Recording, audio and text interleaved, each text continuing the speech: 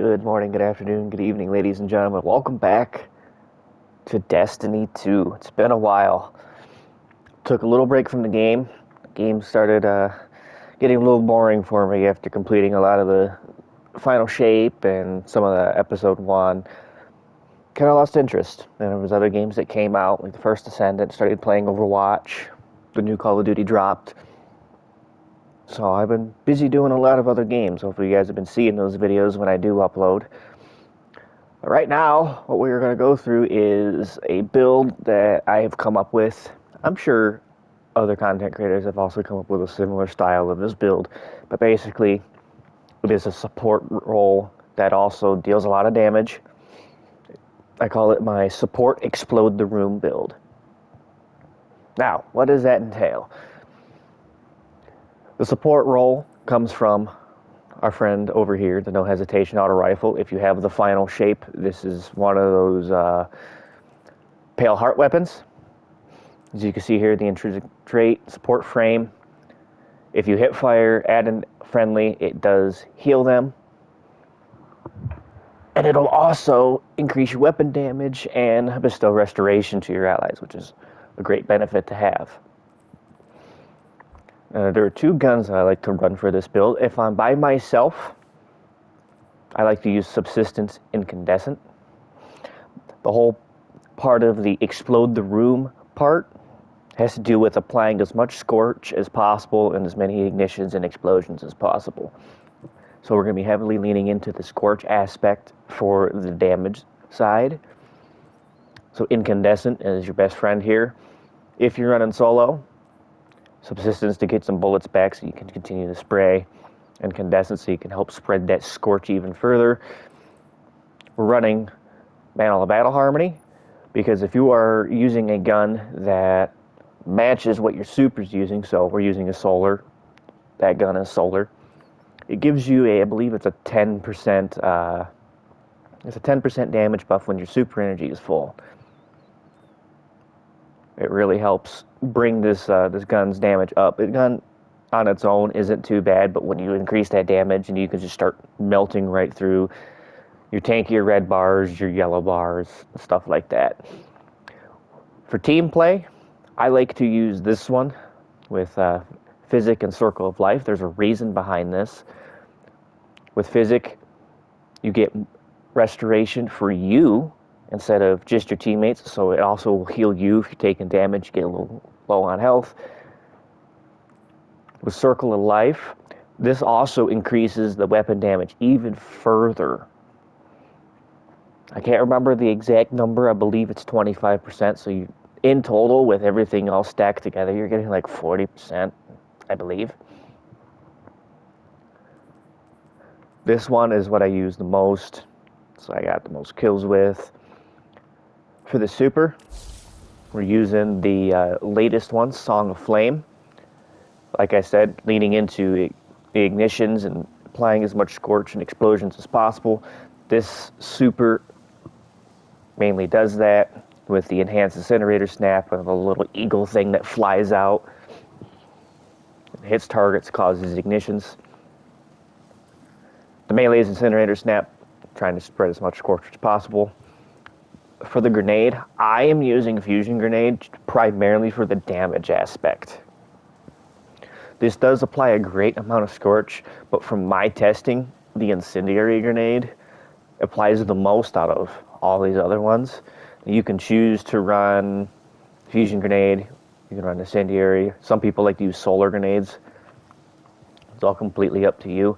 If you're really trying to lean into that support and healing role, you can give up a little bit of damage for healing grenades. Aspect, Touch of Flame, enhances the grenades even further. With the fusion grenades, it explodes twice instead of a single time. With the solar grenade, it burns longer and it spews out these little flamelets that kind of land around the base of the grenade there. Healing grenade gets a little bit stronger healing generation. And then we're running Hellion, so whenever we place our Rift, that little Hellion, little ball comes out, it'll shoot scorch rounds at enemies, start scorching them. Like I said, try to apply as much scorch as possible to build up for an ignition. When the ignition goes off, that leads us in to our fragments. So your solar ignition, Ember of Char, solar ignition, spread scorch to affected targets. Benevolence, this is a huge part of the build. With Benevolence, if you apply Restoration, Cure, or Radiant, you get increased grenade, melee, and class ability energy for, I believe it's 10 seconds. Now, I'll come back to why this is so important in a second. I'll go over these other two fragments here. So we got Ember Searing, Fire Sprite, gets you your grenade melee back just a little bit quicker. You can run over, pick it up, and whatnot. Ember of Ashes, you apply more Scorch, obviously, like I said, applying as much as possible. So, back to why is Benevolence so important?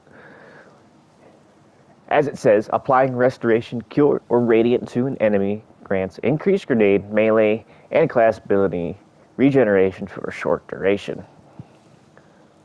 You do this by using this gun, no hesitation, shoot at an ally, hip fire it, make sure you hip firing it. As soon as you start applying that bonus, that's what kicks in Ember of Benevolence. I believe it is a 400% recharge rate. So when you're running high stats, I'm running mainly for the grenade. Ideally, if you can get the rolls to roll right, you obviously want to have your 10 Resil, your 100 right here for grenade, and 100 here for strength, just so you can get everything back even faster.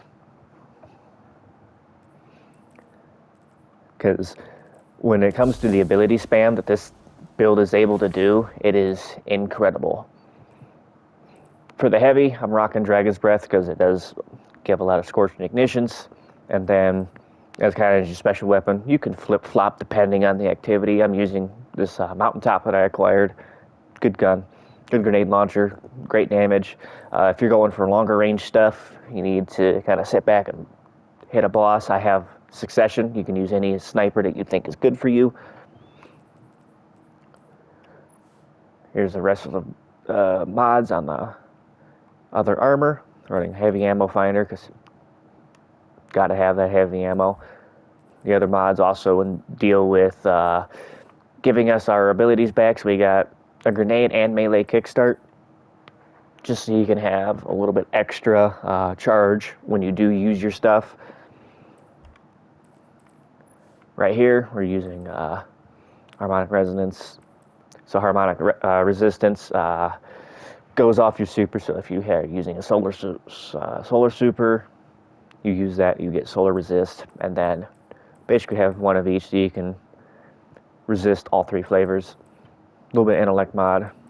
Ideally, you wouldn't be using intellect mods or any type of stat increasing mods, but I've been kind of unlucky with the armor. So right here, elemental charge gives you an armor charge. With solar weapon surge, we're boosting our damage even further with the no hesitation. Granted, get that armor charge by picking up that fire sprite that's generated from our fragment here. Ember of Searing gives you more damage, especially when using the subsistence incandescent one. You know, you're laying out a lot of scorch and dealing a lot of damage. I have better already. Just whenever I do pick up an orbital power, I can get some regen, just in case you get a little low on health. And then right here on the bomber, outreach, and distribution, just to make sure we're getting as much cooldown as possible. So what does this build look like in action? Well, this is doing this live, so we're going to go down to the moon. The moon's one of my favorite places to go and just kind of test out builds. Sorrow's Harbor. Overall, this build is very useful. I have taken it through lots of endgame activities. I've taken it through Grandmaster Nightfalls, a lot of the Master Lost sectors and stuff like that. You can flip-flop a couple things around. If you don't want to use a Dragon's Breath, you need launcher. You can use a launcher, a GL like this, or if you want to get more out of your grenade, anything really demolitionist, as long as it matches your super. See if there's anyone here. One person. So we'll take a little trip over here. So what can this do? Start the ignition chain, lay this down. Now if that person was playing, you could use a rifle. You could use the rifle to heal that person. And you can see I'm generating fire sprites. Using that with the incinerator snap causes ignitions and the dragon's breath, and you can just kind of chain this just like that.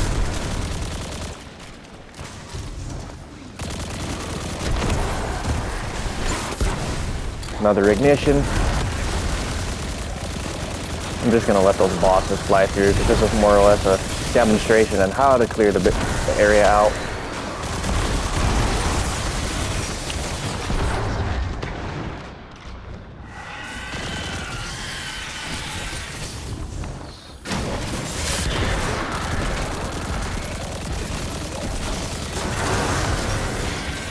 Then when the super goes up,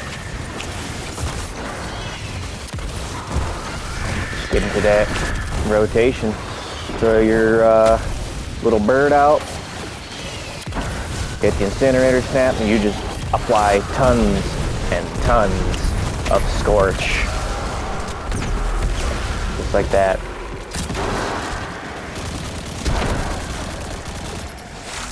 Get this laying down.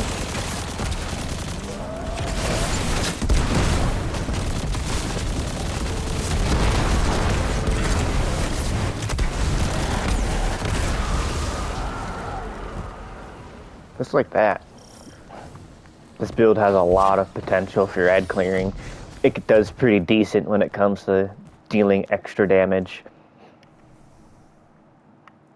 Yeah, that is the build right there.